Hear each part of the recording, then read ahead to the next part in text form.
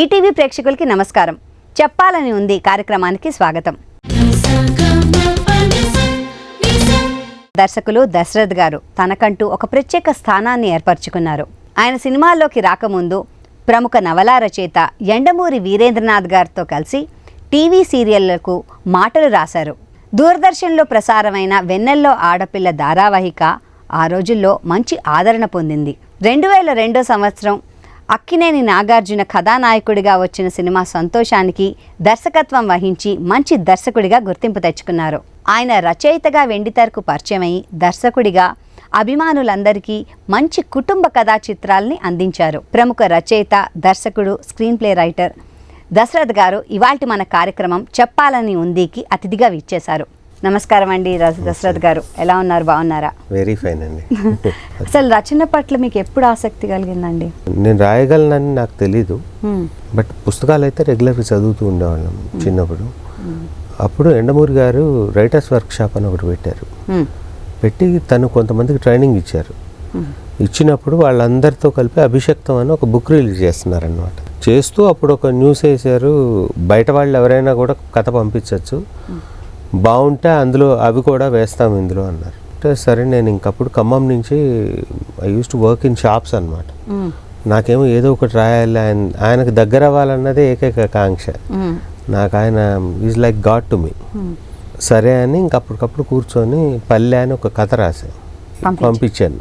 కనీసం నా దగ్గర కాపీ కూడా లేదన్నమాట. విచిత్రంగా ఒక 1 month తర్వాత ఆయన ఉత్తరం రాశారు. అవుట్ ఆఫ్ 1740 స్టోరీస్లో నీ ఒక్కటే సెలెక్ట్ చేశాము, కంగ్రాచులేషన్స్, ఎప్పుడైనా హైదరాబాద్ వస్తే కలువు అని. వెరీ నైస్ అనగానే, బట్ ఆ రోజుల్లో financial conditions are very tough అనమాట. ఒక 3 months పట్టింది నాకు హైదరాబాద్కి వెళ్ళి ఆయన కలవడానికి. వెళ్ళి అప్పుడు కలిస్తే అప్పటికి బుక్ కూడా ప్రింట్ అయిపోయి ఉన్నది.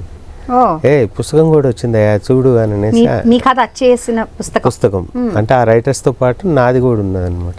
తీసి ఆయన దాని మీద సంతకం పెట్టిస్తే, so that's how I started my journey. And ఆయన్నే అడిగాను అనమాట, సార్ మీ దగ్గర ఏమన్నా చేరొచ్చా నేను అంటే, ఫ్రీగా పనిచేస్తావా మరి అని అంటే, మళ్ళీ అది నాకు పెద్ద సమస్య అనమాట. నాకు ఫ్యామిలీ బర్డెన్స్ ఉండే, but still I said okay.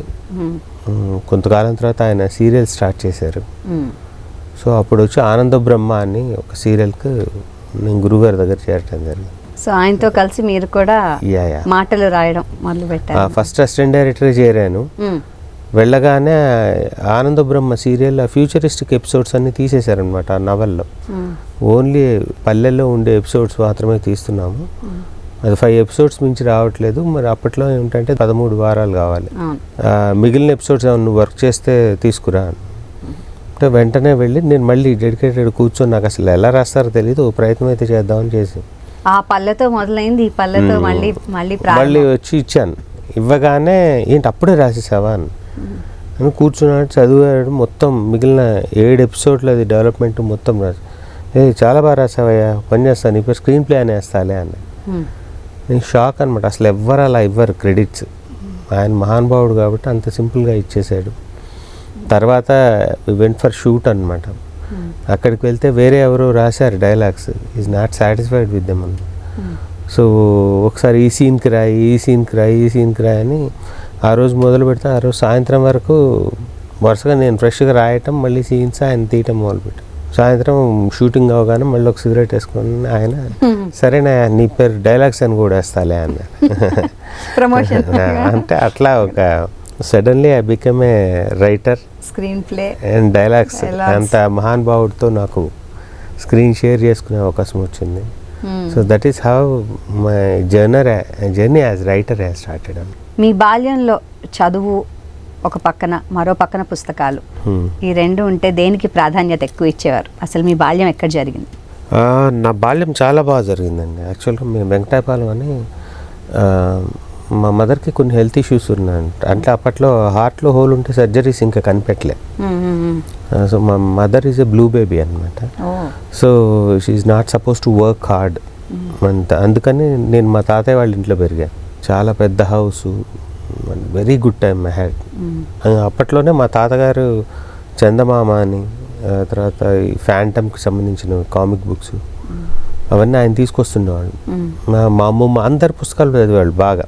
So రెగ్యులర్గా వాళ్ళ నవళ్ళు చదవటం, వాళ్ళు పక్కన పెట్టగానే నేను చదవటం, అలా స్టార్ట్ అయ్యి రీడింగు అదర్ థింగ్స్ అన్నీ ఒకటే సైమల్టేనియస్గానే జరిగాయి అనమాట.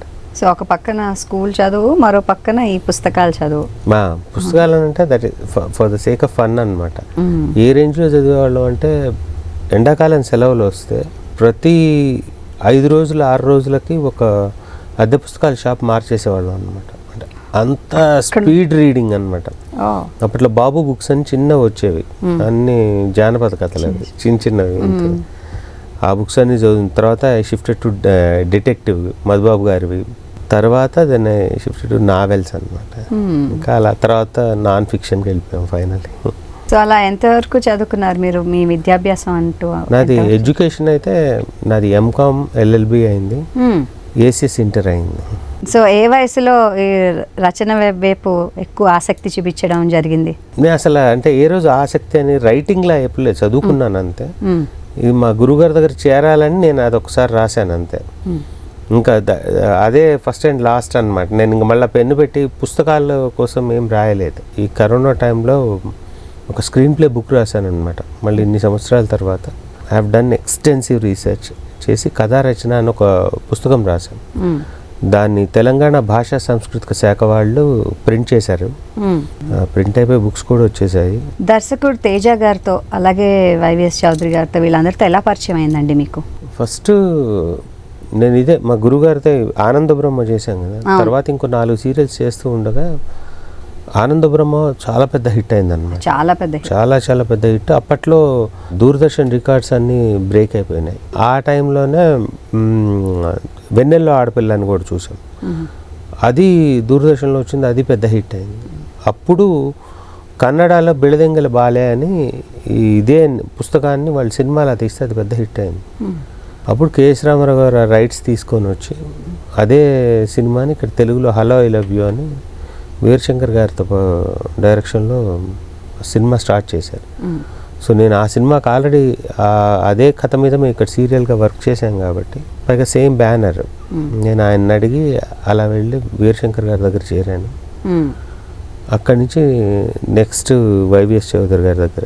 ఇది జరుగుతూ ఉంటే నాకు కృష్ణమోహన్ గారని మన ఆనల్గూరు సినిమా డైరెక్టర్ చంద్రసిద్ధార్థ్ గారు ఉన్నారు, వాళ్ళ బ్రదర్ అనమాట. ఆయన ఆర్టిస్ట్. ఈ suppose to be an executive producer for చిత్రం అనమాట యాక్చువల్గా. సో ఆయన తీసుకొచ్చి తేజ గారిని పరిచయం చేశారు. అలా మేము మా జర్నీ స్టార్ట్ అయింది టిల్ జయం అనమాట. చిత్రం ఇక్కడ ఉషా కిరణ్ మూవీస్లో చేసాము. శుభవేళకి తర్వాత నేను డైలాగ్ రైటర్గా ఆయన కథ ఇచ్చాడు. తర్వాత ఫ్యామిలీ సర్కస్ రాశాను. తర్వాత నువ్వు నేను, తర్వాత జయం టైంకి ఐ బికమ్ ఏ డైరెక్టర్ అనమాట. చిత్రం సినిమాకి మీరు రచయితగా చేశారు. ఆ కథ గురించి తేజ గారిని కలవటం జరిగింది. చిత్రం అనే సినిమా 40 lakhsలో చేయాలి, మాట ఇచ్చాము ఇక్కడ రామోజీరావు గారికి, ఇంత బడ్జెట్లో ఇన్ని రోజుల్లోనే తీస్తాము.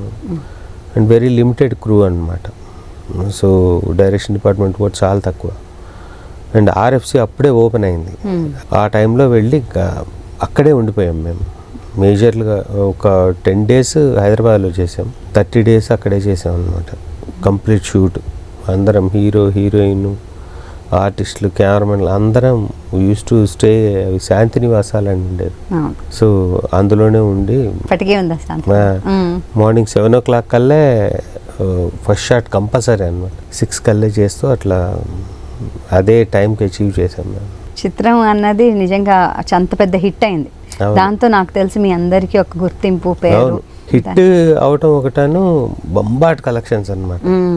అసలు మేము ట్రైలరు ఆ గాజ్వా ఇదేంటి మామో అని ఒక పాట ఉంటుంది, దాని మీద కట్ చేసామన్నమాట ట్రైలరు. ఆ జునాయిద్ అని ఒక ఆయన చేశాడు. మేము మార్నింగ్ షోకి ఇక్కడ ఓడియన్ థియేటర్ దగ్గర రిలీజ్ అయింది. మేము కొంచెం కెమెరాలు అవన్నీ పట్టుకొని మేమే అన్నీ షూట్ చేసుకోవాలన్నమాట, అన్ని పబ్లిసిటీకి. అది సరే అని వెళ్ళి చూస్తే షాకింగ్గా ఏంటంటే రోడ్డు మీదకి వచ్చేసి ఉందన్నమాట లైన్. మేమే ఊహించలేదు అంటే అంత ఓపెనింగ్స్ వస్తాయి అని.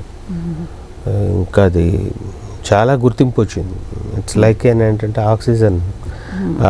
నాకు నెక్స్ట్ బిగ్ స్టెప్ వేయడానికి చాలా సహాయపడ్డ సినిమా. ఆ తర్వాత నువ్వు నేను కూడా ఇలా కలిసి ఇంకా అక్కడి నుంచి నేను డైరెక్టర్ అయ్యేంత వరకు తేజ గారి దగ్గర చేశాను. డైరెక్టర్ అయ్యాక మళ్ళీ నెక్స్ట్ సినిమా సంబరం అని మళ్ళీ తేజ గారి బ్యానర్లోనే చేయడం జరిగింది. సంతోషం సినిమా కథ గురించి చెప్పండి. అసలు ఆ కథ ఎలా అల్లుకున్నారు, దానికి నాగార్జున గారిని ఎలా అడిగారు? మేము సంతోషం సినిమాకు ముందు దుర్గా ఆర్ట్స్లోనే వేరే సినిమా ఓకే అయిందన్నమాట, వేరే హీరోతో. అది చేస్తున్నప్పుడు గోపాల్ రెడ్డి గారు అన్నారనమాట, మేము నాగార్జున గారి కోసం ఒక కథ ఎత్తుకుతున్నాం, నీ దగ్గర ఏమైనా ఉంటే చెప్పమ్మా తీసుకువెళ్తామని. మా దగ్గర యాక్చువల్గా లేదు అప్పుడు. బట్ ఏంటి అంటే ఇంక అప్పటికప్పుడు ఫస్ట్ టైం డైరెక్షన్ అంటే మేము చాలా పెద్ద ప్రోగ్రామ్ పెట్టుకున్నాం అనమాట. ఓన్లీ ఆడియో సీడీలదే మేము రాసుకున్న లిస్ట్కు, మేమంటే నేను గోపీమోహన్ అని ఇద్దరం, ఎవరు ఫస్ట్ టైం డైరెక్షన్ చేసినా మినిమం ఈ స్టాండర్డ్లో చేయాలి, ఇలాంటి మ్యూజిక్ అంతా వినాలి, ముందు వరల్డ్ మ్యూజిక్ అంతా వినాలని ఫిక్స్ అయ్యాం. బట్ అక్కడ ఇంటర్నెట్ ఏం లేదు ఆ రోజుల్లో. మా పరిస్థితి ఎలా ఉండేదనంటే అసలు ఆదిత్య ఎంక్లేవ్ అని ఇక్కడ ఉండేది, ఇంటర్నెట్ సెంటర్స్ ఉండేవి. ఫస్ట్ వెళ్ళిపోయి రీడిఫ్ మెయిల్లో దశరథ్ అని ఒకటి పాస్వర్డ్ నొక్కి కిందికి వచ్చి టీ తాగటానికి వచ్చేవాళ్ళం మేము. వస్తే 20 నిమిషాలకు కానీ మెయిల్ ఓపెన్ అయ్యేది. 20 నిమిషాలు మినిమం. ఏదన్నా గూగుల్లో సెర్చ్ చేయాలనంటే ఇట్లా నొక్కితే ఇక అంతే, మళ్ళీ నెక్స్ట్ 10 మినిట్స్ దాకా ఏం ఓపెన్ అవ్వదు. అందుకనే టీ తాగి వెళ్ళేవాళ్ళం.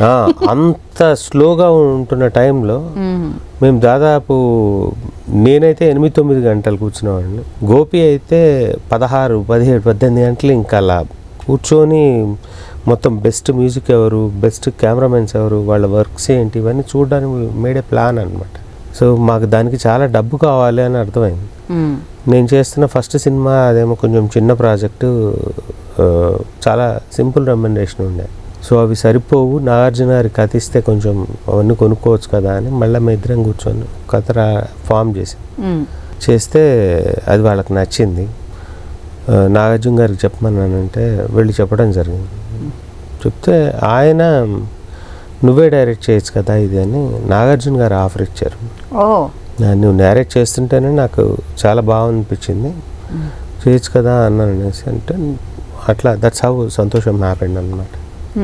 సో అప్పుడు ఈ చిన్నది పక్కన పెట్టి ఇంకా మళ్ళీ వి షిఫ్టెడ్ టు సంతోషం. సంతోషం కూడా పెద్ద హిట్. అవును, నాకు తెలిసి అదే మీ లైఫ్లో ఒక పెద్ద మెట్టు. Very big step and my sincere thanks to Nagarjuna garu, KL Narayana గారు అండ్ గోపాల్ రెడ్డి గారు. వాళ్ళు ముగ్గురు ఎంకరేజ్మెంట్ వల్ల అది హ్యాపెన్ అయిందనమాట. అండ్ సేమ్ టైం మా టీమ్ మెంబర్స్, రైటర్స్ ఎలాగ ఉన్నారు. ఫ్యామిలీ సర్కస్ సినిమాకి మీరు డైలాగ్స్ రాశారు. అందులోని పాత్రలన్నీ కూడా మనం రోజు జీవితంలో చూసే పాత్రల్లా అనిపిస్తూ ఉంటాయి. తేజ గారికి నాకు ఏంటంటే మేమిద్దరం కామెడీ లవర్స్. అందులో చిన్నపిల్లల కామెడీని కూడా బాగా ఎక్కువ ఇష్టపడే టైప్. అందుకనే అనుకోవటం, ఆయన కరెక్షన్ చేసుకోవటం, ఓన్ చేసుకోవటం, అలా క్యారెక్టర్స్ అన్ని ఈజీ అయిపోయినాయి అనమాట. ఆ సినిమా తర్వాత మళ్ళీ ఇప్పుడు చూస్తేనండి అలాంటి క్యారెక్టర్స్ చాలా అరుదుగా కనిపిస్తున్నాయి మనకి సినిమాల్లో. అన్నీ లార్జర్ దెన్ లైఫ్ ఉంటున్నాయి, కానీ మన ఇంట్లో పక్కన ఉన్నట్టు లేకపోతే జంజాల గారి సినిమాల్లో మనం ఫీల్ అయినట్టు అంటే ఇప్పుడు మళ్ళీ కొంచెం మొదలు పెట్టిందండి. మిడిల్ క్లాస్ మెలోడీస్ అని ఉంది. అవును, అదొక వండర్ఫుల్ ఫిలిం. అందులో మళ్ళీ బ్యూటిఫుల్గా క్యారెక్టర్స్ రాయటం ఇప్పుడు వస్తున్నాయి కొంచెం అలా. ఒకప్పుడు మనకి అన్ని రకాల సినిమాలు ఉండేవి. ఏది దాసరి గారు ఉండేవారు, రాఘవేంద్రరావు గారు ఉండేవారు, రేలంగి నరసింహారావు గారు, పెద్దవంశీ గారు, రకరకాల అంటే బాపు గారు, విశ్వనాథ్ గారు, డిఫరెంట్ కైండ్ ఆఫ్ మూవీస్ వస్తూ ఉండేది. కేఎస్ఆర్ దాస్ గారు, అన్ని రకాల జానర్ ఉండేది. ఓవర్ ఎ పీరియడ్ ఆఫ్ టైంతో ఏంటంటే only family or action or comedy మూడిటికే అయిపోయింది. మళ్ళీ ఇప్పుడు కొంచెం ఆ ఎక్స్పాన్షన్ స్టార్ట్ అయిందనమాట. అన్ని డిఫరెంట్ మూవీస్ రావటం, మంచి సినిమాలు అనేది థ్యాంక్స్ టు ఓటీటీ అనమాట. ఆ మార్కెట్ బెటర్ అవ్వగానే మళ్ళీ డిఫరెంట్ మూవీస్ రావటం మొదలైంది మనకి. ఓటీటీ అన్నారు కాబట్టి మీరేమన్నా ఓటీటీలో సినిమాలు చేస్తున్నారా లేకపోతే రాస్తున్నారా? మేము రాస్తున్నానండి. యాక్చువల్గా నేను హరీష్ శంకర్ గారు షోరన్నర్గా ఆహాలో ఒకటి చేస్తున్నాం అనమాట. తర్వాత సోనీలో ఒకటి చేస్తున్నాను నేను. ఈటీవీలో ఓన్లీ రైటింగ్ సైడ్ అండి. ఈటీవీలో 2. సో ఓటీటీలో this is what we do అనమాట. దశరథ్ గారు ఎన్ని సినిమాలకు మీరు కథలు రాశారు, ఎన్ని సినిమాలకి మీరు భాషను రాశారు, అంటే డైలాగ్స్ రాశారు? కథగా అంటే నేను రాసుకున్న ప్రతి సినిమాకి అదే కథ అండి ఇప్పటి వరకు. మీరు దర్శకత్వం చేసిన, నేను డైరెక్ట్ చేసిన. సో అవి ఒక 7-8 ఫిలిమ్స్ అనుకుంటా. డైలాగ్స్ వచ్చి నేను పని చేయకుండా బయట దానికి రాసింది ఒకటే సినిమా, రాఘవన్ అని కమల్ హాసన్ గారు చేశారు. ఆ సినిమాకే బయటకి రాశాను. తేజ గారితో శుభవేళ ఒకటి అను ఫ్యామిలీ సర్కస్, ఆ 2 సినిమాలకి డైలాగ్ రైటర్గా చేశాను. మిగిలిన వాళ్ళందరూ ఏంటంటే షేరింగ్, అంటే చాలా చోట్ల వెర్షన్లు రాయటం అలా జరిగింది అంతే. నువ్వు నేను సినిమాకి కూడా అలాగే ముగ్గురు కలిసి రాశారని విన్నాము. లేదండి, అంటే రైటింగ్ సైడ్ అయితే నేను తేజ గారే పనిచేసాం ఆ సినిమాకి. మేమిద్దరమే ఉన్నది, కంప్లీట్గా మేమిద్దరమే వర్క్ చేసాం. ఆ సినిమాకి స్టూడెంట్కి ఒక లెక్చరర్కి వచ్చే సంభాషణకి కొంచెం హేళన చేసేలాగా లెక్చరర్ని ఉంది అని అప్పట్లో ఆ టైంలో ఒక వాదన వచ్చింది. కానీ అదే సినిమా బోల్డ్ అని అవార్డులు కూడా తెచ్చిపెట్టింది. ఒక రైటర్గా ఎలాంటి బాధ్యత తీసుకోవాలంటారు ఇలాంటివి రాసేటప్పుడు? హేళన అంటే అలా అయితే ఏం లేదు. ఇట్స్ ఫన్ ఓరియంటెడ్, అంటే how sincere when we are writing అనేదే అండి. ఆ కథకి ఎంత సిన్సియారిటీ ఉందనేది. అందులో అన్ని ఫన్ క్యారెక్టర్సే అన్నమాట. ఇప్పుడు ఆయన జెన్యూన్ పర్సన్ అయ్యి ఒకడు అనవసరంగా ఆయన్ని పెస్టింగ్ చేస్తూ నోటుకొచ్చేట్టు మాట్లాడితే అది రియల్గా ఉంటుంది. కానీ అతనికి ప్రిన్సిపాల్తో కాంపిటీషన్. ఏ రోజైనా ప్రిన్సిపాల్ అవుదామని లెక్చరర్, ఆ లెక్చరర్కి చదువు రాదని అతనే చిట్టీలు కొట్టి పాస్ అయ్యి చదువు చెప్పడానికి చాలా సఫర్ అయిపోతూ తనే రోజు ఇక్కడ చేతి మీద రాసుకొచ్చి జ్యూసి బోర్డు మీద ఎక్కిస్తుంటాడు. అవన్నీ ఏంటంటే ఉత్తగా నవ్వించే ప్రయత్నమే తప్ప అదేదో సీరియస్ సినిమా ఒకళ్ళని తక్కువ చేయటాలు అట్లా ఏం చేయలేదన్నమాట. దానికి అన్ని అవార్డ్స్ తెచ్చిపెట్టింది ఆ సినిమా మీకు. అసలు ఎక్స్పెక్ట్ చేశారండి అసలు మీరు? 100% డ్యామ్ షూర్ అనమాట. నేను గోపీమోహన్ అన్న కన్ఫామ్గా కొడతామని తెలుసు ఆ సినిమా. ఎందుకంటే మా చిన్నప్పుడు కూడా మేము కాలేజ్ సినిమాల కోసం అర్రులు చేస్తుండేవాళ్ళం అండి. ఎప్పుడు వస్తుందా ఏదైనా ఒకటి చూద్దామంటే ఎప్పుడో సంవత్సరానికి 2 ఏళ్ళకు ఒక ట్రైలర్ వేస్తే ఆ శుక్రవారం ఏదో ఇంకా చాలా సీరియస్గా వెళ్ళి కొంచెం బాగున్నా చాలా బాగుందని ఫీల్ అయ్యేవాళ్ళం. అది ఎందుకు జరుగుతుందో మళ్ళీ నేను డైరెక్టర్ అయ్యాక కూడా నేను అలా చేయాలని అనుకున్నా మళ్ళీ నాకు ఎప్పుడు వర్కౌట్ అవ్వలేదు, అంటే అవకాశం రాలేదు. బట్ అవి వస్తే ఎప్పుడు కాలేజ్ సినిమాలకు ఒక స్పెషల్ అప్రిసియేషన్ ఉంటుంది. ఇటీవల కాలంలో థియేటర్లలో రిలీజ్ అయిన సినిమాల కన్నా ఓటీటీలో వచ్చే సినిమాలు బాగుంటున్నాయి అన్న ఒక చిన్న వాదన ఉంది. దానికి మీరు ఏకీభవిస్తారా? అట్లేం లేదండి, అంటే ఇంతవరకు ఓటీటీలోనే డైరెక్ట్గా రిలీజ్ అయ్యాయి అని అంటేనే అది థియేటర్ రిలీజ్ అవ్వడానికి కొన్ని కష్టాలు ఉండి డైరెక్ట్గా అయ్యి ఉంటుంది. బట్ వాళ్ళు తీసింది మాత్రం ఎవరు ఓటీటీల్లో తీసే సినిమాలైనా ఇప్పుడు కొంచెం ఆ ట్రెండ్ స్టార్ట్ అయిందంటే డైరెక్ట్గా ఓటీటీ పర్పస్, థియేట్రికల్ కంటెంట్ కాదు అనే సెన్స్తోనే తీస్తున్నారు. బట్ ఎక్కడ ఆడితే ఏముందండి, అంటే ఎండ్ ఆఫ్ ది డే ప్రొడ్యూసర్కి పెట్టిన డబ్బులు రావాలి, కష్టపడ్డ వాళ్ళకి అప్రిసియేషన్ రావాలి. When that is happening it's okay అంటారు, ఫర్ మీ అట్లీస్ట్. ఒక రచయితగా ఏదైనా వర్క్షాప్ లాంటిది ఉంటే మంచి రచయితలు బయటకు వస్తారు అని మీరు నమ్ముతారా? అలాంటి జరగాలి అంటారా? అలాంటి జరగడం వల్ల మంచి జరుగుతుంది అంటారా కథలకి? 1000% మంచి జరుగుతుంది, అసలు అందులో డౌటే లేదు. ఎప్పుడు కూడా ఈ లైఫ్లో ఎవరైనా సక్సెస్, ట్రైన్డ్ అన్ట్రైన్డ్ అని రెండే ఉంటాయండి. జెన్యున్గా ట్రైన్ అయిన వాళ్ళకి యాడెడ్ అడ్వాంటేజ్ ఎప్పుడూ ఉంటుంది. తెలంగాణ గవర్నమెంట్లో మాత్రం మామిడి హరికృష్ణ గారని కల్చర్ దాంట్లో జెన్యున్లీ హెల్పింగ్ అండ్ వర్కింగ్ అనమాట. Hundreds of workshops, hats off to him అనమాట. ఫస్ట్ క్లాసెస్, తర్వాత ప్రాక్టికల్ వర్క్షాప్స్, తర్వాత వాళ్ళ చేతే షార్ట్ ఫిల్ములు తీయించడం, మళ్ళీ వాళ్ళందరి షార్ట్ ఫిల్మ్స్ ప్రదర్శించుకోవడానికి ప్లేస్ లేదని అంటే పైడిరాజు గారి పేరు మీద ఒక థియేటర్ కూడా రవీంద్ర భారతిలో పైన more than 100 seat కెపాసిటీ ఉండేది ఒక థియేటర్ కూడా కట్టించి. ఇప్పుడు వచ్చే రచయితల్లో ఇప్పుడు వచ్చే కథల్లో అలా పుస్తకాలు బాగా చదివి వస్తున్న కథలు అంటారా, లేకపోతే అలాగే ఏదో వాళ్ళు అనుకున్నది చెప్పేసే కథలు అంటారా? తేడా తెలుస్తుంది అంటారా కథ చెప్పడంలో? అంటే ఇప్పుడు బ్యూటీ ఏంటంటే ఆల్మోస్ట్ ఈ జనరేషన్లో వస్తున్న వాళ్ళందరూ ఎంతో కొంత ట్రైనింగ్ అయి వస్తున్నారు. అంటే ఫిలిం స్కూల్ కల్చర్లోంచి వస్తున్నారు. ఫిలిం స్కూల్ కల్చర్లోంచి వస్తే బ్యూటీ ఏంటి అంటే ప్రపంచంలో ఉన్న బెస్ట్ సినిమాలన్నింటిని వాళ్ళు పరిచయం చేస్తారు. అందులోంచి వాళ్ళకి నచ్చిన డైరెక్టర్లే ఫిల్మోగ్రఫీలు మొత్తం కంప్లీట్ చేసి అలా రావడం జరుగుతూ ఉంది. ఎక్కువ పుస్తకాల నుంచి కాకుండా డైరెక్ట్గా సినిమాలకు సంబంధించిన నాలెడ్జ్, పుస్తకాలు చదువుకొని కూడా వస్తున్నారు కొంతమంది. బట్ ఆ శాతం ఎప్పుడు తక్కువే ఉంటుంది. బట్ ఇప్పుడు ఇంకా మోర్ నాలెడ్జ్తోనే వస్తున్నారు ఈ జనరేషన్ అయితే. సో దర్శకత్వం వరకు సరే, కథలు రాయాలంటే ఒక కాగ్నిటివ్ థింకింగ్ ఉండాలి, మనదంటూ స్వతహాగా ఒక పర్సనల్ వ్యూ ఉండాలి, మాటలు రాయడంలో, కథలు రాయడంలో. అయితే అది ఇక్కడ ఒక కథలోనే కాదండి, ఒక సొసైటీలోనే ఒక విచిత్రమైన ప్రాబ్లం వచ్చేసింది. ఒకప్పుడు ఏంటి అని అంటే అనుభవాన్ని బట్టి డబ్బు వచ్చేది, ముందు అనుభవం వచ్చేది, తర్వాత మనిషికి డబ్బు వచ్చేది. ఇప్పుడు డైరెక్ట్గా ఒకటి శాలరీనే 2 లక్షలతో స్టార్ట్ అవుతుంది అంటే వాడికి డబ్బు వస్తుంది, తర్వాత అనుభవం వస్తుంది. వాళ్ళు ఫైనాన్షియల్గా మిస్టేక్ చేసేవాళ్ళు కొంతమంది ఉంటే, ఇప్పుడు ఇదే సెల్ ఫోన్లో కూడా సినిమా తీయచ్చు అని అన్నప్పుడు అంటే ఏదో ఒకటి అయితే ముందు కంటెంట్ తీసేయడానికి ముందుకు అవకాశాలు వాళ్ళకి చాలా ఉన్నాయి. 10,000తో 1/2 గంట షార్ట్ ఫిల్మ్ తీయచ్చు. దానివల్ల ఏంటంటే ఇంకా డిఫరెంట్ కైండ్ ఆఫ్ కంటెంట్స్ వస్తున్నాయి అంతే. అది not everything we cannot appreciate. అప్పుడు ఏంటంటే చాలా తక్కువ అవకాశాలు ఉన్నాయి కాబట్టి ఒకటికి 100 సార్లు ఆలోచించి చేసేవాళ్ళు. వాళ్ళు నేర్చుకుంటున్నారు, కొంతమంది ఇంకా ఎక్స్ట్రాడినరీగా చేస్తున్నారు.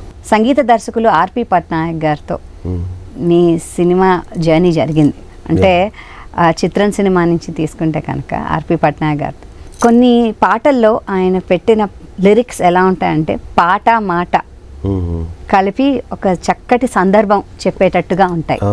అలాంటప్పుడు ఒక మాటల రచయితకి, పాటలు రాసిన ఒక లిరిసిస్ట్కి ఎలాంటి జోడీ ఉండాలంటారు? ఒక పాటతో పాటు ఒక కథ చెప్పే ప్రక్రియ. అంటే యాక్చువల్గా అది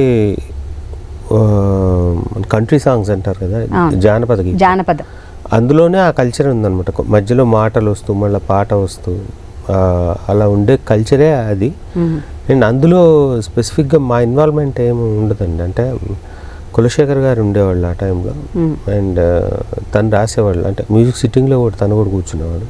సో తను రాయటం, ఆర్పి బాణి కట్టడం, మేము ఉత్తగా ప్రేక్షకుల్లానే తప్పితే మేజర్ ఇన్వాల్వ్మెంట్గా కథ చెప్పడం అది చేసేవారు. కథ అది వీ హ్యావ్ టు సే, అది కథ చెప్పడం వరకే తప్ప ఇంకా అక్కడి నుంచి వాళ్ళు చూనిస్తే అది ఫైనల్గా మేము బాగుందా బాగాలేదా అని చెప్పేయటమే తప్ప ఏమన్నా క్రెడిట్ ఉన్నా దట్ గోస్ టు తేజ గారే అనమాట. అది when it comes to the ఆర్పి సంతోషం కూడా చేశాడు, తర్వాత సంబరం మూవీ చేశాడు. సో ఆ టైంలో ఏంటంటే మళ్ళీ మేము కులశేఖర్ గారు మేము ఇంటరాక్ట్ అయ్యి చేసుకోవటం అట్లా జరిగింది.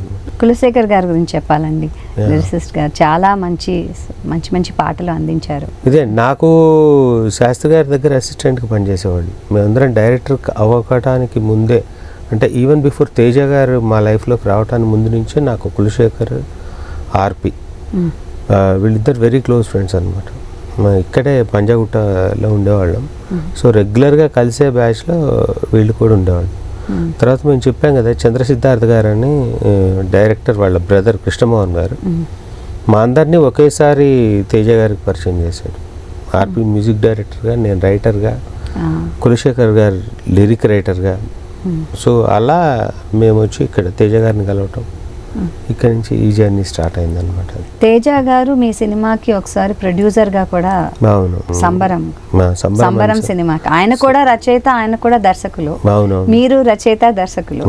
మీకు అలాంటి అవకాశం ప్రొడ్యూసర్గా ఇచ్చారు, ఎలా కుదిరింది? అది ఎలా జరిగింది? అదేంటంటే సంతోషం హిట్ అయ్యాక నేను వేరే వాళ్ళతో కూడా చేసే హడావుడిలో ఉండగా అన్నాడు, ఎందుకు ఇక్కడ మనం ఒక బ్యానర్ పెట్టాము, నేను నాతో పాటు నువ్వు చేసుకుంటా అంటే ఇదే చేసేసుకోవచ్చు, లాభాలున్నా నష్టాలున్నా నువ్వే ఎక్కువ బెనిఫిట్ అవుతావు కదా అన్న సెన్స్లో ఆయన చెప్పడం జరిగింది.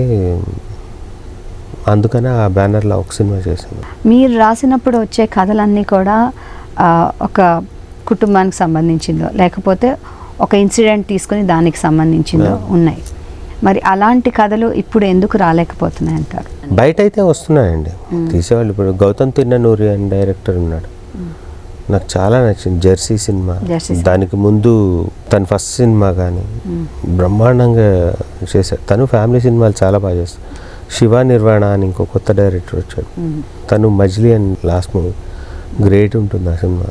సో వచ్చారు ఇప్పుడు. నేను మీకు ఇంతకుముందు కూడా చెప్పేది మిడిల్ క్లాస్ మెలోడీస్ ఇవన్నీ వస్తూనే ఉన్నాయి. అంటే ఎవరి స్టైల్లో వాళ్ళు ఫ్యామిలీ స్క్రిప్ట్లను ప్రజెంట్ చేస్తూనే ఉన్నారు. దర్శకులే కథలు రాసుకోవడం వల్ల మీలాంటి దర్శకులతో తక్కువ సినిమాలు మాకు అందజేస్తున్నారు. మరి అలాంటప్పుడు యువ రచయితలకు అవకాశం ఇస్తే బాగుంటుంది కదా అని ఒక అభిప్రాయం. అది ఎప్పుడు ఉందండి. అంటే ఈ జనరేషన్లో ఏంటంటే పోను బయట కథలు తీసుకొని డైరెక్షన్ చేసేవాళ్ళు తగ్గిపోతున్నారు. ఇప్పుడు మళ్ళీ ఓటీటీ కల్చర్ వచ్చాక మాత్రం అది బాగా పెరుగుతుంది. ఇంతకుముందు నేను చెప్పిన మిడిల్ క్లాస్ మెలోడీకి కూడా డైరెక్టర్ ఒకళ్ళు, రైటర్ ఒకళ్ళు ఉన్నారు.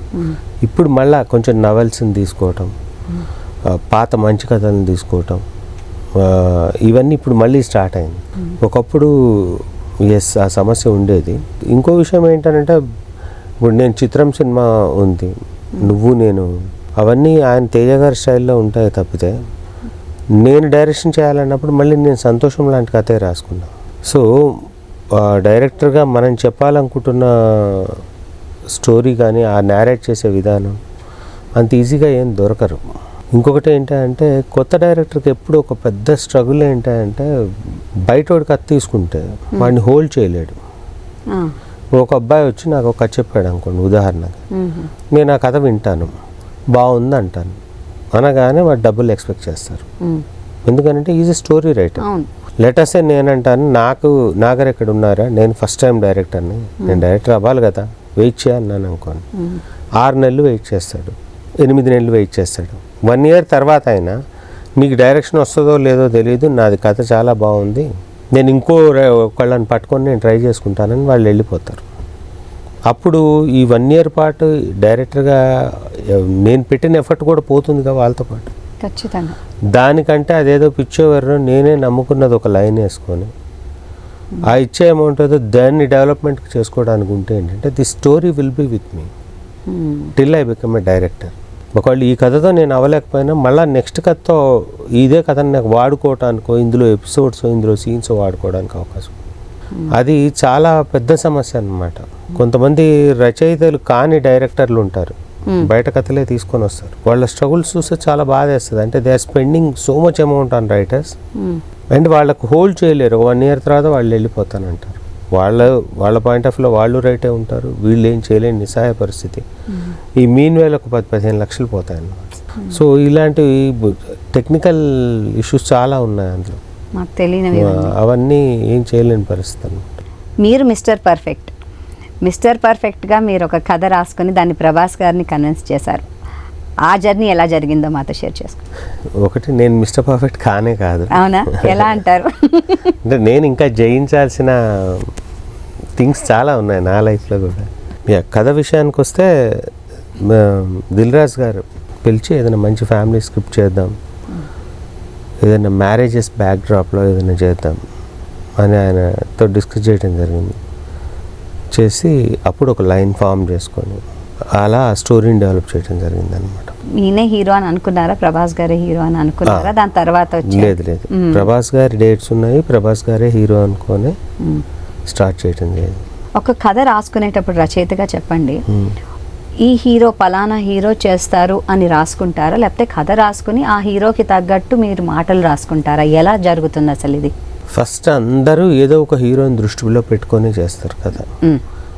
అంటే ఒకళ్ళు డైరెక్టర్ ఉంటే ఇలాంటి వాళ్ళు నాకు చేసే అవకాశం ఉంది అని నమ్మి ఒకళ్ళని పెట్టే తయారు చేస్తారు.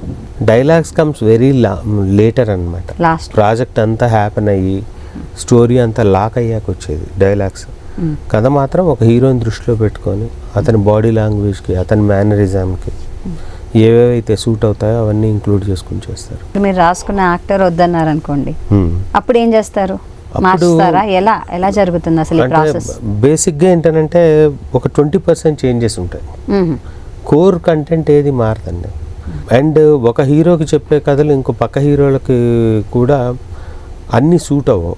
సో ఆ కోర్ కంటెంట్ అలా పెట్టుకొని ఏమైనా కొంచెం కరెక్షన్ చేసుకొని మళ్ళీ చెప్పడం జరుగుతుంది. అదంతా ఫ్యాన్ బేస్ మీద ఉంటుందంటారా వాళ్ళ, లేకపోతే ఇది వరకు చేసిన సినిమాల మీద ఉంటుందంటారా? ఎలా అంటారు? ఎవ్రీథింగ్ అండి. అంటే ఇప్పుడు ఆ హీరోకి ఒక ఇమేజ్ వచ్చి ఉంటుంది ఆల్రెడీ, ఫ్యాన్స్కి ఒక ఎక్స్పెక్టేషన్ ఉంటుంది. అదే టైంలో బయట సినిమాలు ఏమేమి హిట్ అయినాయి ఆ ఇంపాక్ట్ కూడా ఉంటుంది అన్నమాట. సో వీటన్నిటిని కలిపి చేస్తారు. మీ అమ్మగారి గురించి చెప్పారు, ఆవిడ పేరేంటి, మీ నాన్నగారు ఏం చేస్తూ ఉంటారు? అంటే మా ఫాదర్ వ్యవసాయం చేసేవాళ్ళండి, రామచంద్రరావు. మా అమ్మ పేరు సరస్వతి అండి, తను హౌస్ వైఫ్. నాకు 2 బ్రదర్స్ ఉన్నారు, తమ్ముళ్ళు. మీరు అన్నగారు? ఒకడు మ్యూజిక్లో ఉన్నాడు, ఒకడు కెమెరా డిపార్ట్మెంట్లో ఉన్నాడు. అవునా?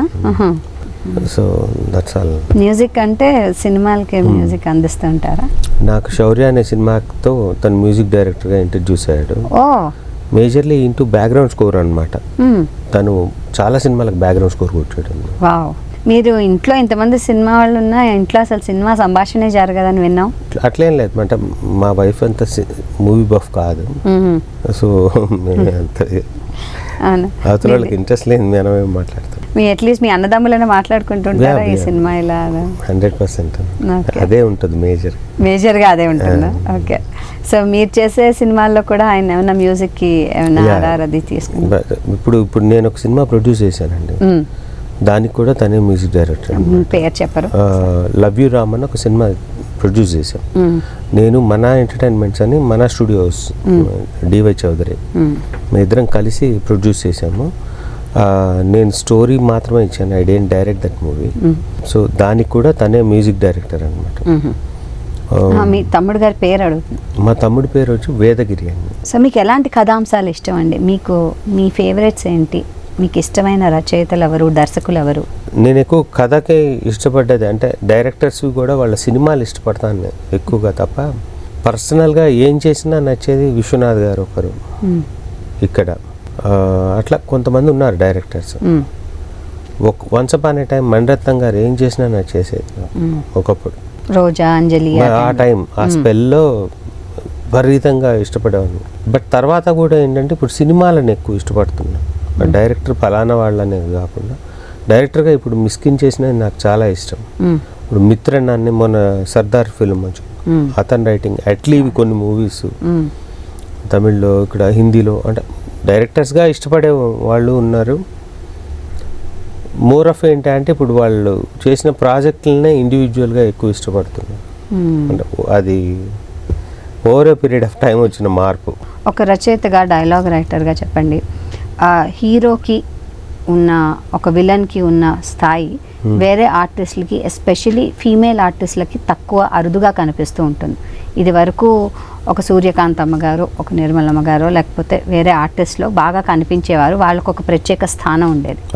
అలాంటిది రాను రాను స్త్రీల పాత్ర కూడా తగ్గుతోంది. దానికి ఏంటి కారణం అంటారు? ఇప్పుడు నడుస్తున్న కథలేనండి, నడుస్తున్న కథలే. ఒకప్పుడు ఒక స్పెసిఫిక్ కమెడియన్స్కి కూడా ఆకాశానికి, అంటే హీరోలతో సమానమైన గౌరవం ఉండేది. అది బ్రహ్మానందం గారి తర్వాత ఇంకెవరికి రాలేదు. మీరు గమనిస్తే ఒక 70-80% బ్రహ్మానందం గారు అంటే కనిపించగానే కేకలు పెట్టేంత ఇంకా ఆయనతో పోయింది. అంతకుముందు రాజ్బాబు గారు ఉండేవాళ్ళు, ఇంకా వేరే వాళ్ళు ఉండేవాళ్ళు. ఇప్పుడు రావట్లేదు. ఏంటి అన్నానంటే ఇది కాలంతో వస్తున్న మార్పు. అప్పట్లో ఏంటంటే మనకు సినిమా మొత్తం ప్యాకేజ్లా హాస్యం ఉండేది, మ్యూజిక్ ఉండేది, డ్యాన్స్లు ఉండేవి, అన్నీ ఉండాలి.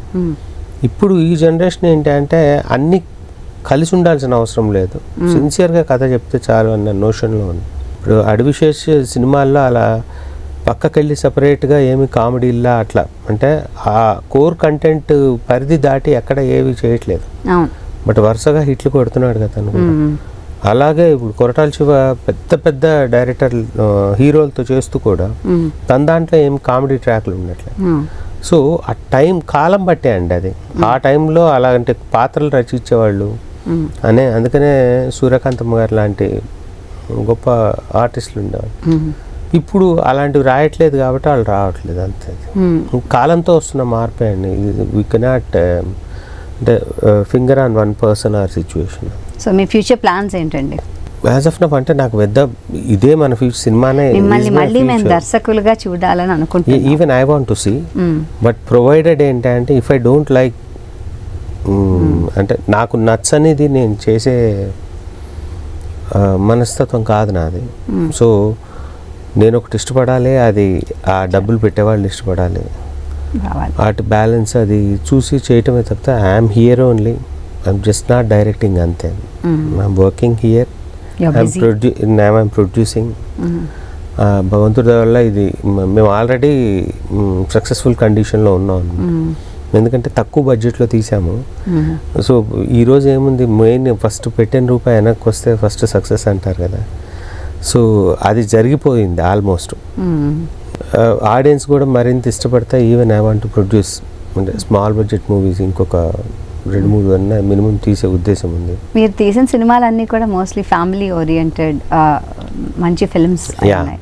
సో మీకు అదే జానర్ ఇష్టమా? యాక్షన్ అవన్నిటి మీద కూడా మక్కువ ఏమన్నా ఉందా? ఎలా అంటారు? నేను పర్సనల్గా కామెడీ అండ్ ఫ్యామిలీవే ఎక్కువ ఇష్టపడతాను. ఏది తీయటానికి. When it come to the writing or watching, ఒక హారర్ జోనర్ తప్పితే నేను అన్నీ ఇష్టపడతాను. ఒక హారర్ ఎందుకో నేను అంత కనెక్ట్ అవ్వను, అది తప్ప all other genres are good for me. మీ ఫ్యామిలీ గురించి చెప్పండి, మీ శ్రీమతి గారు, మీ పిల్లలు. మా వైఫ్ పేరు శేష సౌమ్య అండి. ఆవిడ ఏం చేస్తూ ఉంటారు? తను ఆక్యుపంక్చర్ డాక్టర్ అనమాట. విన్నారా ఆక్యుపంక్చర్? అయ్యో చాలా పాపులర్. తను అది ఇంట్లోనే రోజు ఒక 2-3 పేషెంట్స్ వస్తుంటారు. ఇంట్లోనే క్లినిక్ పెట్టుకున్నారు. They need very little space for it అనమాట. And she treats them well. And other than that dedicated housewife. పిల్లలండి? నాకు 2 అమ్మాయిలండి. కాకపోతే చిన్న పిల్లలు. నాకు అన్నీ కొంచెం లేట్ అయినాయి. పెళ్ళి లేట్, తర్వాత పిల్లలు లేట్, అలా జరిగి పెద్దదాని పేరు సరస్వతి, చిన్నదాని పేరు షణ్ముఖ ప్రియ. మీరు రాసిన పుస్తకం కథా రచన, సో దానికి సంబంధించి అసలు ఆ పుస్తకం రాయడానికి మెయిన్ కారణం ఏంటి? దాంట్లో ఏ అంశాలు ఉంటాయి? ఫస్ట్ ఏంటంటే నేను నేర్చుకుంది చాలా స్క్రీన్ ప్లే బుక్స్ చదివే. అది తెలుగులో అలాంటి బుక్స్ ఏమైనా ఉంటే బాగుండని నేను డైరెక్టర్ అవ్వక ముందు నుంచి కోరుకుంటున్నాను అనమాట. ఎందుకంటే నేను ఇంగ్లీష్ గురించి నేను చాలా స్ట్రగుల్ అవుతూ ఉండేవాడిని ఇక్కడ ఇండస్ట్రీకి వచ్చాక కూడా. అలాంటి తెలుగులో ఏదైనా ఒక మంచి పుస్తకం వస్తే బాగుండని నాకు ఉండేది. అందుకని నేను డైరెక్టర్ అయిన మరుక్షణమే అప్పట్లో వెన్నెల అని ఒక మ్యాగజైన్, సినిమాలు రివ్యూలు రాస్తుండేవాళ్ళు కొంతమంది, జమ్ ఆఫ్ ఎ పర్సన్స్. నేను వాళ్ళందరినీ కలిసి స్క్రీన్ ప్లేది ఏదైనా బుక్ రాయండి, నేను చదివినవి బెస్ట్ బుక్ అని. ఆ రోజుల్లో దాదాపు 8 లక్షలు స్పెండ్ చేశాను అనమాట. అంటే అది ఆల్మోస్ట్ 20 years బ్యాక్. ఇప్పుడు లెటర్సే ఒక 50 లక్షలు ఖర్చు చేశాను అనుకోండి వాళ్ళ మీద. ఏది ఫోకస్డ్గా లేదనమాట ఆ బుక్. కొంతమంది అయితే డైరెక్ట్గా ఎత్తేసి రాయటం, సరే అని అట్లా కాదని. తర్వాత కూడా నా ప్రయత్నాలు జరిగాయి. అప్పుడు ఉంటూ ఉండగా శౌర్య అయిపోయిన తర్వాత నేను మళ్ళీ ఉత్తగా అన్ని రీవిజిట్ చేయటం మొదలుపెట్టాను ఆ స్క్రీన్ ప్లే బుక్స్. అప్పుడు నాకు అనిపించింది నేనే అసలు రాయొచ్చు కదా అని. Genuinely I have done extensive research on it for 14 months అనమాట. చేసి చాలా తక్కువ పేజెస్లో చెప్పాలి, ప్లస్ చాలా ఫోకస్డ్గా ఉండాలి. బేసిక్గా ఏంటంటే థాట్ టు థియేటర్, మనకు ఒక ఆలోచన వచ్చిన దగ్గర నుంచి అది స్క్రీన్కి వెళ్ళేంత వరకు జరిగే ఎంటైర్ ప్రాసెస్ని కూడా రాయాలనుకొని నేను ఈ బుక్ రాయటం జరిగింది. దాంట్లో స్పెషాలిటీ ఏంటంటే ఇప్పుడు ఇండస్ట్రీలో ఉన్న అందరూ ఏదో ఒక స్క్రీన్ ప్లే బుక్ అయితే ఈ జనరేషన్ వాళ్ళు కూడా చదువుకుంటారు. బట్ సమస్య ఏంటి అంటే ఇప్పటి వరకు ఉన్న పుస్తకాలు అన్నిట్లో అట్లీస్ట్ 98% ఆఫ్ ద బుక్స్ మీరు ఒక కథ అనుకుంటే, ఆల్రెడీ మీరు ఒక కథ అనుకుంటే దానికి స్క్రీన్ ప్లేలో ఎలా పెట్టుకోవాలో చెప్పటమే తప్ప, బట్ మన కథ అనుకోవటానికి ముందే అసలు మన కథ అనుకుంటేనే అది సక్సెస్ ఆఫ్ ఫెయిల్యూర్ అక్కడే డిసైడ్ అయిపోతుంది. దాన్ని ఎంత, ఎందుకంటే ఇప్పుడు హాలీవుడ్ ఉంది సినిమాలు, ఆల్మోస్ట్ అన్ని కథలు స్క్రీన్ ప్లే రైట్ ఫార్మేట్లోనే ఉంటాయి, ప్రాపర్ స్ట్రక్చర్లో ఉంటాయి. బట్ అవి కూడా ఫ్లాప్ అవుతున్నాయి కదా, ఎందుకు ఇది అని అనేసి అప్పుడు నేను స్ట్రక్చర్ ఈజ్ నాట్ ఎనఫ్ అని ఒక పేరు పెట్టి ఒక బుక్ రాయడం స్టార్ట్ చేశాను. Not only the structure, there are many more elements. తర్వాత అందులోంచి చూస్తూ ఏంటంటే ఇంత చదువుకున్నా కూడా ఎందుకు పోతా ఉందని ఆ పుస్తకం పేరు మళ్ళా నాలెడ్జ్ ఒక్కటే సరిపోదు, ఆడిటోరియాన్ని ఎంటర్టైన్ చేయాలన్న ఒక ప్రగాఢమైన కోరిక రచయితలో లేకపోతే ఎక్కడో తన సొంతది చెప్పాలన్న గోల్ ఎక్కువైపోతుంది, ఆడు పక్కకి వెళ్ళిపోతాడు. అండ్ చాలా మంచి కథలు అందరూ నా టైంలో కూడా మీకు ఎవరు ఇన్స్పిరేషన్ అంటే మేమందరం మణిరత్నం లేదా రామ్ గోపాల్ వర్మ అనేవాళ్ళం. బట్ మేము డైరెక్టర్ అయ్యాక మాత్రం ఒక్క సినిమా కూడా వాళ్ళ స్థాయిలో మేము తీయలేదు. ఎక్కడ జరుగుతున్నది ఈ ట్రాన్స్లేషన్, ఎక్కడ లాస్ట్ అయిపోతా ఉంది ఇది అని అంటే ప్యాషన్ టువర్డ్స్ ఫిల్మ్ అనేది తగ్గిపోయి మన స్టైల్ ఆఫ్ ఫిల్మే ఎక్కువ డామినేట్ చేస్తూ ఉంది మనుషుల్లో అని అనిపించింది. వీటన్నిటిలోంచి ఏంటనంటే నేను పుస్తకం రాశాను ఒకటి, అది మిగిలిన స్క్రీన్ ప్లే బుక్స్ ఇప్పటి వరకు వచ్చిన వాటికి నేను రాసిన బుక్కు తేడా ఏంటి అని అంటే, ఫస్ట్ ఫండమెంటల్గా అన్ని screen play books classic movies తీసుకుంటారు. అంటే అవేవి కమర్షియల్గా హిట్ కావు, క్లాసిక్గా ఒక ఆస్కార్ అవార్డు రావటం, 10 మంది చేత గౌరవించబడ్డ బుక్సే తప్ప, ఇంకా చెప్పాలంటే సామాన్యుడి భాషలో ఆర్ట్ ఫిల్మ్లు అవి. సో నేను ఫస్ట్ అసలు ఆ సెటప్ వద్దని నేను వరల్డ్ వైడ్ బ్లాక్ బస్టర్ మూవీస్ని తీసుకొని రాయటం జరిగింది. అది అవతారు, టైటానిక్, ఇక్కడ మన రంగస్థలం, అర్జున్ రెడ్డి, ఇలాంటి సినిమాల మీద అనాలిసిస్తోనే చెప్పడం జరిగింది. ఫస్ట్ థింగ్ రెండోది ఏంటంటే నేను రాస్తున్నప్పుడు నాకు అప్పుడు అర్థమైంది, ఎందుకంటే అందరూ ఏదో ఒక టైంలో ఒక స్క్రీన్ ప్లే బుక్ అయితే తీసి చదువుతారు, ప్రతి ఒక్క డైరెక్టర్, ఈ ఫిల్మ్ ఎంతూసియాస్టిక్ ఎవరైనా. బట్ సమస్య ఏంటంటే ఆ పుస్తకం చదవగానే ఇప్పుడు అతనికి నచ్చిన సినిమానే ఆ స్ట్రక్చర్లో పెట్టి ట్రై చేస్తారు చూడటానికి, అందులో ఇమ్మడకపోగానే ఏంటంటే సో ఇది అక్కర్లేదన్నమాట ఈ స్క్రీన్ ప్లే, అది లేకపోయినా హిట్ అయింది కదా అని అనుకుంటాడు. దానికి కారణం ఏంటి అని అంటే ఏంటి, ఎందుకు అలా జరిగింది అనే దాన్ని, అంటే in many dimension it's a very good book అండి. అండ్ ఇట్స్ ఓన్లీ 125 pages అలా ఉంటుంది, చాలా చిన్న బుక్. బట్ మీరు అసలు అంటే ఫస్ట్ అసలు మనం ఎలాంటి కథ తీసుకోవాలి, ఏ కథ తీసుకుంటే ఎలా ఎండ్ అవుతుంది, అసలు ముందు మనం ఎత్తుకున్న పాయింట్లో స్ట్రెంగ్త్ లేకపోతే దాన్ని బతికించే ప్రోగ్రామ్ పెడతాం. స్ట్రెంగ్త్ అంటే ఏంటంటే ఫస్ట్ కనీసం ఓపెనింగ్, మిడిల్, ఎండ్ 3 చూడగలగాలి ఒకటి. తర్వాత ఒక బేసిక్ 5 questions ఉంటాయన్నమాట, అవి స్టేజ్ 1లో. దాని తర్వాత ఒక 10 పేజీల స్క్రీన్ ప్లేగా ఎలా మార్చుకోవాలి ఆ కథని, 10 పేజీలది మళ్ళీ ఒక 70 పేజీల స్క్రీన్ ప్లే ఎలా చేసుకోవాలి. ఇది చేసుకునేటప్పుడు ఏంటి అని అంటే చాలామంది కథ మొత్తం రాసుకున్నాక ఇందులో ఎంటర్టైన్మెంట్ లేదయా అంటారు ఒకళ్ళు, అనగానే అప్పుడు కామెడీ గుచ్చాలని ట్రై చేస్తారు. కొంతమంది హీరోయిజం లేదంటారు, అప్పుడు పెడతారు. సో అట్లా కాకుండా ఏంటంటే నేను లాస్ట్ ఈ 2000 వరకు రిలీజ్ అయిన అన్ని సినిమాల లిస్ట్ తీసుకొని బ్లాక్ బస్టర్ అయిన సినిమాల్లో అందులో ఏముంది అని అనేసి చూస్తూ ఒక 9 points రాయటం జరిగింది. వాటిల్లో బెస్ట్ది ఏది, మనకు తెలియకుండానే మన కథలో మినిమం 4 elements వచ్చేస్తాయి. ఎనీ గివెన్ బ్లాక్ బస్టర్ సినిమాలో ఆ 4 elements ఉంటున్నాయి. నీకేది కమాండ్ ఉంది, ఇప్పుడు అందరు కామెడీ రాయలేకపోవచ్చు, అందరు హీరోయిజం రాయలేకపోవచ్చు, బట్ నీ శక్తి ఏంటి, నీ బలం ఏంటి, దాన్ని ఎలా మోర్ స్ట్రెంగ్తన్ చేసుకోవాలి, నీ బలహీనత ఏంటి, దాన్ని ఎలా అధిగమించాలి, ఈ పర్స్పెక్టివ్లోనే ఎక్కువగా చెప్పటం జరిగిందనమాట. ఎందుకు కొన్నిసార్లు మనకు ఇష్టం లేకపోయినా ఆడిటోరియం ఇష్టపడుతున్నప్పుడు అవి ఎలా తీసుకురావాలి, దానికి మన స్టైల్లోనే చేసుకోవచ్చు, ఆడియన్స్ పర్స్పెక్టివ్. ఎందుకంటే వాళ్ళు రావటానికి వేరే కారణాలు ఉంటాయి, వాళ్ళు సినిమా చూద్దామని అనుకుంది, దాన్ని మనం ఎంత పాయింట్ అయినా అలా ఎలా షుగర్ కోటెడ్గా చెప్పాలి. వీటన్నిటి తర్వాత మేనేజర్ని ఎలా కలవాలి. చాలామంది ఇక్కడ ఫంక్షన్లలో బాత్రూంలో కలిసేసి మీ నెంబర్ ఇస్తారా అంటుంటారు, అవి ఎందుకు వర్కౌట్ అవ్వవు, అసలు ఎలా మేనేజర్ని ఎలా అప్రోచ్ అవ్వాలి, ఇండస్ట్రీ ఎలా జరుగుతున్నది ఇక్కడ థింగ్, వీటన్నిటినీ ఇంబార్ట్ చేస్తూ రాసిన బుక్ అనమాట అది. నేను మనస్ఫూర్తిగా చెప్పిన it's going to be very useful for anyone. And దానికి ముందు మాట మన డైరెక్టర్ సుకుమార్ గారు రాశారు, సిన్సియర్ థ్యాంక్స్ టు హిమ్. జెన్యూన్గా పుస్తకాన్ని 1-2 సార్లు చదివి ప్రాపర్గా రాశాడు. థ్యాంక్ యూ సో మచ్ అండి, వచ్చారు మాతో, మీరు టైం స్పెండ్ చేశారు. థ్యాంక్స్ లాట్ అండి. మీది వరకు జరిగిన అన్నీ కూడా జ్ఞాపకం చేసుకుని మాకు చెప్పారు, అండ్ ఫ్యూచర్ ప్రాజెక్ట్స్ కూడా ఎలా ఉండబోతున్నాయి చెప్పారు. Thank you very much Dashrath గారు, చాలా సంతోషం. ఈ కార్యక్రమాన్ని ఈటీవీ విన్ మొబైల్ యాప్లో కూడా వీక్షించండి.